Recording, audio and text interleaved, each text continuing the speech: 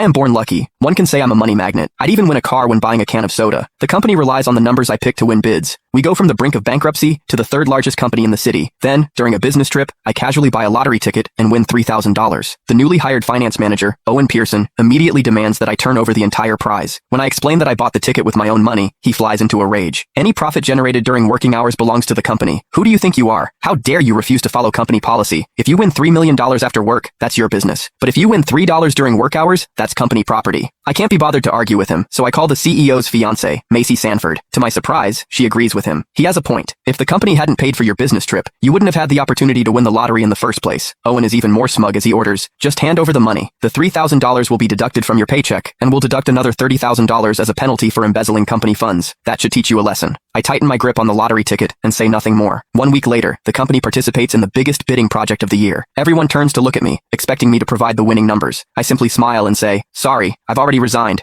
I have no obligation to fill out the bid proposal anymore. You heard what Miss Sanford said, didn't you? Owen Pearson sneered, his face flushed with triumph. She specifically asked me to clean up any corruption here. You want to embezzle public funds? In your dreams. I didn't bother arguing. I turned on my heel to leave. Owen lunged forward, grabbing my wrist. His eyes flared with pure greed as he stared at my watch. You think you can just walk out? How could a guy like you afford a watch this expensive? You probably bought it with the lottery winnings from your business trip. Hand it over. Controlling my anger, I said, this watch was a gift. It has absolutely nothing to do with any business trip or lottery. Owen rolled his eyes dramatically. Bullshit. More like a little bonus for sleeping with some sugar mommy on your trip. Man, you really go all out. I wondered why you were flying all over the country. Turns out you've got business everywhere, selling yourself like a man whore. Around us, colleagues began whispering. No wonder Toby always comes back claiming he won the lottery. It wasn't a lottery at all, just payment for his service. A sly glint danced in Owen's eyes. Well, are you going to tell us you got this from sleeping with a wrinkled old hag, or are you sticking to the lottery story? Seeing the dangerous look on my face, a coworker tried to play peacemaker. Toby, just say you bought it with the lottery winnings. It's just a watch, not worth ruining your reputation over. Yeah, exactly. Just hand it over to the company and move on. Be more careful next time. Fury rushed straight to my brain. I pointed at them one by one. The shoes you're wearing were bought during our business trip in December, and you bought a gaming console while away on a business trip last month. Finally, I locked eyes with Kobe Buckner, the one laughing loudest. And you, weren't you just bragging about how your wife got pregnant after visiting you just once while you were away on a business trip? By your logic, should all of those things be handed over to the company too? The room fell dead silent. I stepped right up to Owen. If none of them hand over their things, what makes you think you can demand mine? Feeling his pride wounded, Owen snatched the watch from my wrist and slammed it violently onto the floor. Glass and gears shattered instantly. Oops, I tried to give it back, but your reflexes are just too slow. Having had enough, I pulled out my phone to call the police. Someone yanking it right out of my hand, smashing it against the floor. Enough! How long are you going to keep making a scene? Macy Sanford stepped forward, face grim. Toby Burton, I'm warning you, don't push your luck. How dare you threaten your colleagues with the police? Apologize to Owen, now! Owen instantly dropped his smug attitude, twisting his face into faux remorse. Toby, I'm sorry. I didn't mean to do that. Let me pay you back for it.